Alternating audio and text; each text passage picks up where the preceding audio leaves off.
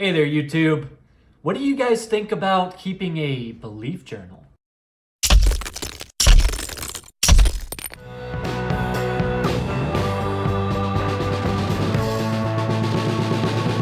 Hello. A Negative Atheist back at you with another video.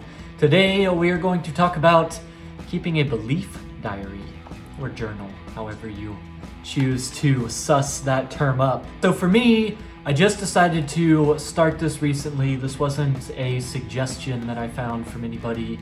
I just thought it was important to be able to go back, and I'm writing the dates that I'm writing these things down at the top so that I can go back periodically and review things. The first ones that I started writing down aren't really beliefs that I feel are going to change all that much, but as I further develop this belief journal, my intention here is to go through and evaluate all the things that I have a belief in, whether it's evolution or abortion, the beliefs that I hold regarding the Constitution, beliefs that I hold with regard to human rights, and some less controversial topics, such as beliefs that I hold with regard to interacting with other people, or the role of military veterans. So the beliefs that I've recorded so far are fairly straightforward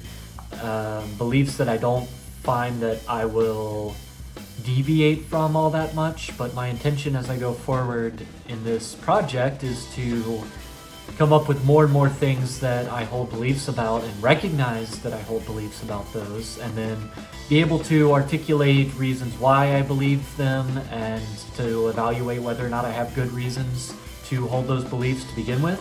I think this is going to be a productive exercise that I can certainly use for the channel, but also evaluating how I view the world and the things that I see in the world and whether or not I have good reasons for seeing things the way that I do. I would suggest this for anyone that's curious about the things that they believe and wanting to evaluate, if they have good reasons for holding the beliefs, or if the beliefs are constructed on solid foundations, or if there are foundations that could further strengthen them that maybe you haven't explored yet.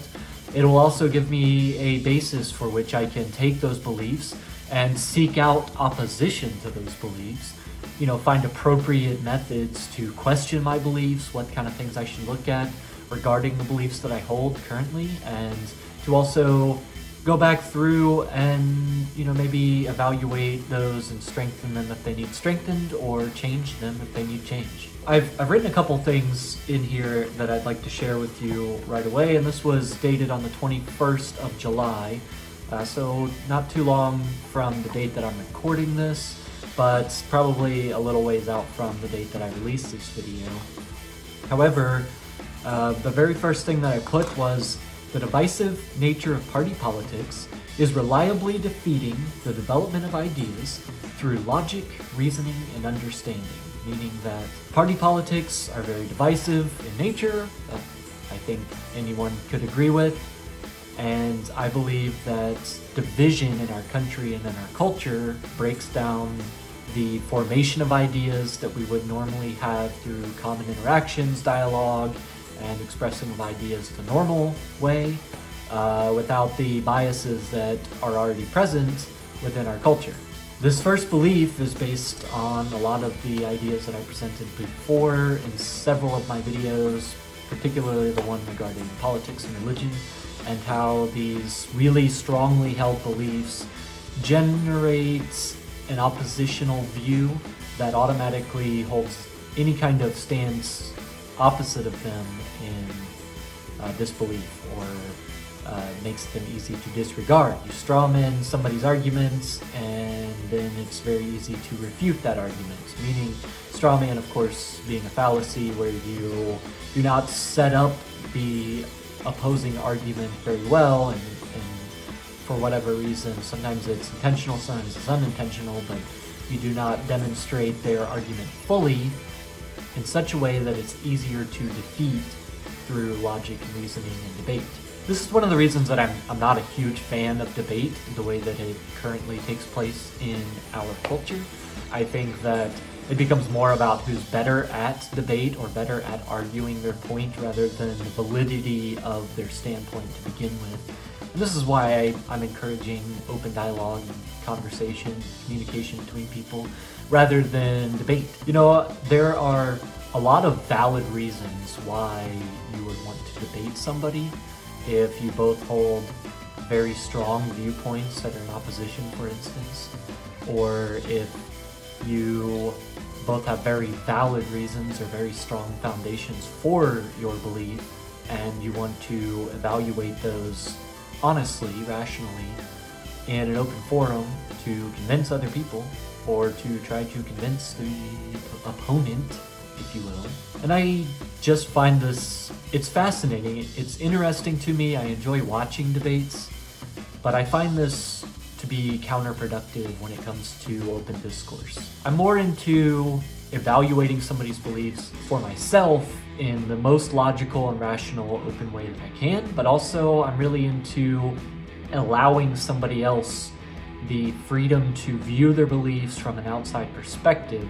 Even if I agree with them, I would like to evaluate their beliefs, or rather have them evaluate their beliefs, pose questions. So if, for instance, I am somebody that strongly believes in bodily autonomy, and that video will be coming up very soon, but in this case, if I hold the position that I agree with bodily autonomy, and I come up upon somebody else that holds the position that they agree with bodily autonomy, then I might have them question why they believe that. It's not because I disagree with them, but I want to know, and I want them to know, that they have valid reasons for holding that belief. If I disagree with someone, of course, that would be an even larger reason for me to want to investigate why they believe that, or have them evaluate why they believe it themselves, because A, I might convince them that they don't have good reasons and they need to find better ones, and B, I might be convinced by their reasoning and have to seek out that information for myself and change my standpoint on certain things. So the point of this exercise, of this journal, is that I can evaluate openly and as objectively as possible, which is very difficult to do, especially the way that algorithms and societal conversations work these days. But to evaluate better my belief systems, I'm not going to speak so much about bodily autonomy in this video. As I said, I have one coming up, but the next one is regarding human rights, which I think is a pretty non-starter as far as conversation goes. But just in case somebody wants to evaluate that with me, I put number 3, human rights are guaranteed by the Constitution, and some of these rights are provided to citizens, while others are provided to persons. The intent behind these constitutional rights are outlined in the Declaration of Independence as, we hold these truths to be self-evident, that all men are created equal, that they are endowed by their Creator with certain unalienable rights, and that among these are life, liberty, and the pursuit of happiness. So that would be one of the foundations of the things that I believe. I think that, there are some guarantees within the Constitution. Now, whether or not they are always followed is an entirely different belief structure. I honestly believe that they are not always followed, as we can see at the border of Mexico currently in 2019. But also, as we can see after the bombing of Pearl Harbor with Japanese Americans and their placement into concentration camps, happy camps. Number 4 here is preventing conversation. Both violates the rights guaranteed by the First Amendment of the Constitution and strengthens illogical ideas as they form in a vacuum, unquestioned. Another thing that I would add to that as well is when we arbitrarily designate things as bigoted, particularly, we strengthen the viewpoints of people that are actually bigoted in their mindset, or phobic, homophobic or Islamophobic or have you. So what I'm getting at here is, if I personally question somebody on their standpoints on gay rights, now happen to agree with gay rights, so don't hear me, twist this in any way, but if I happen to have a conversation with somebody that supports gay rights and I'm questioning their beliefs about that, even if they support gay rights, and I'm questioning their logic and their standpoints behind support of gay rights, and I say, well, have you asked yourself this question? Is, if this situation was different and you evaluated it from this perspective, would you come up with the same conclusion?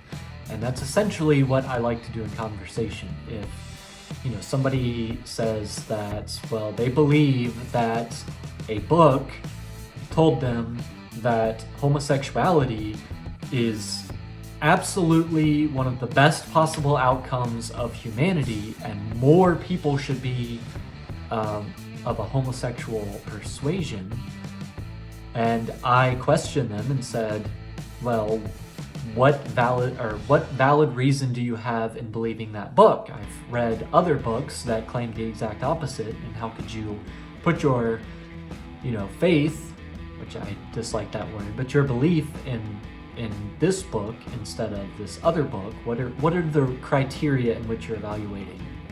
And that wouldn't necessarily mean that I am therefore homophobic. In fact, I'm quite the opposite. Most of my friends and relationships are founded on equal human rights for everyone, and I will definitely fight for that right and for basic human rights until the day that I die. I hope anybody that watches this channel already knows that about me.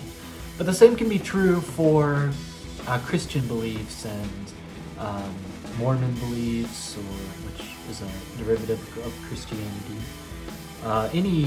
Any really held strongly beliefs. You see this a lot in Islamic belief.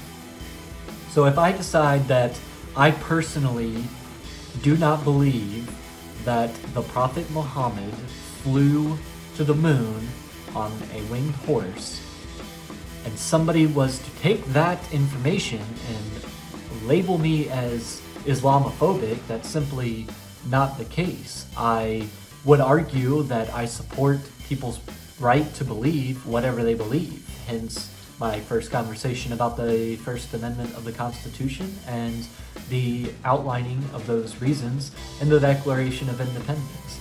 I think that we as a society need to be more open and accepting to conversation and less quick to judge things as bigoted or phobic of whatever variety applies, and stop treating the freedom of speech as something so arbitrary that if you oppose somebody's viewpoint, you can shut down their conversation. I think that's damaging, and it is counterproductive, because what happens is if I label this person bigoted, and they are simply saying, hey, I think that you have every right to exist and have all of the freedoms that go along with your existence, and I disagree with you on this point, if that person is then labeled as a bigot or they're phobic of whatever is applicable, then somebody else comes out and says, well, yeah, I agree with this person that, made these claims that your ideology is not based on fact, or you don't have good reason for believing it or following it. But I, want to go the extra step and say that you should have human rights violated because of that standpoint. That is actual bigotry. That is acting out in a morally reprehensible way against another person based on one of the protected categories. Now, what I would say is that that person is obviously bigoted, but now that you've labeled the first person bigoted, your label of bigotry means very, very much less. At the end of the day, I think that having a belief journal is something that you absolutely should consider doing. You should be able to go out and evaluate your beliefs from as neutral of a standpoint as you possibly can. Question everything, be skeptical. I believe that if the reasons that you have for believing something are valid, then this will only benefit your position. I think that we could all use a little bit more critical thinking these days. Perhaps there are things that I currently believe that are invalid or that I have bad reasons for believing, the only way that I'm going to discover that is by doing this exercise, by writing those things down, by putting them in writing, by putting a date on them, and then going back and looking at the opposing arguments to those things to see if I have a good reason for believing it in the first place. I encourage all of you to do that. Thank you so much for watching this video. If you like it, do give it a thumbs up, go ahead and subscribe for more content, and we'll see you on the next one.